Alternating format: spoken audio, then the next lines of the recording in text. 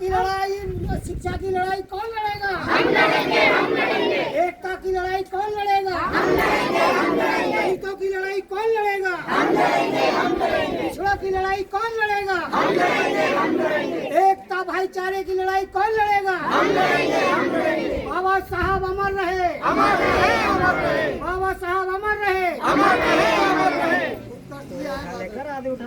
आपको बताना चाहता हूँ कि हम आज तो यहाँ इकट्ठे हो जाते हैं, बाबा साहब की जयंती मना लेते हैं। हमें 2 दिन पहले याद आता है कि आज 14 अप्रैल है, उस दिन तो हम तैयारी कर लेते हैं, पर वैसे हम बाबा साहब को अपनी ज़िंदगी में नहीं जी रहे। हम अब सबको क्या करना है, बाबा साहब के जो मेन संदेश थे उसका आगे बढ़ना है। पहले तो सारे एक रहें। पहले भी इस गांव में घटनाएं हुई हैं, उनके बारे में मुझे इन्होंने बताया अभी थोड़ी देर पहले। मेरा इस गांव में प्रथम बार आगमन हुआ है।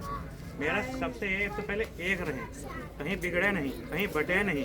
किसी की बात एकता में ही मेन शक्ति, तो हर उसमें धर्म में हर चीज़ें बताई जाती है।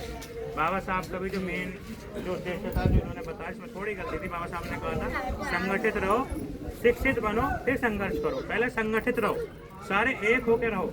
आप सब आपस में बटोगे, जितने भी ये मेरी बच्चियां हैं, ये सब है, जब सारे बटोगे तो क्या फायदा? पहले तो एक रहो, सारे शिक्षित हो, शिक्षा पे फायदा रखो, सारे के सारे पढ़ाई रख पे ध्यान दो।